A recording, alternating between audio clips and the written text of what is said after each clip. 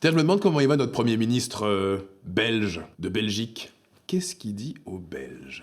Als eerste minister een statement zijn dat ik niet meer kan maken, maar als politicus, als mens, ben ik wel overtuigd dat de scheiding van de Nederlanden in de 16e eeuw de grootste ramp is die ons ooit is overkomen. Bah, bonjour l'ambiance. La catastrophe dont il parle, c'est donc la scission des Pays-Bas au XVIe siècle suite à la guerre de 80 ans, qui a donné naissance d'un côté aux Provinces Unies, futurs Pays-Bas actuels, et de l'autre aux Pays-Bas espagnols, plus ou moins la future Belgique. Alors, je sais pas si vous vous rendez compte à quel point c'est surréaliste. Honnêtement, j'ai cherché partout et j'ai trouvé aucun autre exemple historique d'un chef de gouvernement qui, quelque part, regrette l'existence du pays qu'il gouverne. Et c'est pas la première fois. En 2021, il avait déjà déclaré qu'il souhaiterait mourir en tant que néerlandais du Sud plutôt qu'en tant que belge. On pensait que Bart de Wever était un nationaliste flamand.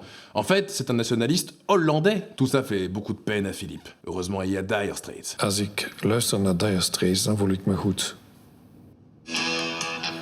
Ce que fait Bart de Wever en disant que ça se serait mieux passé pour les Flamands s'ils étaient toujours attachés aux Pays-Bas relève de l'Uchronie. Imaginez l'histoire telle qu'elle aurait pu être et telle qu'elle n'a pas été. C'est son droit. Mais du coup, la question qu'on a envie de lui poser, c'est si vous détestez à ce point ce pays, pourquoi vous infligez la corvée de le gouverner?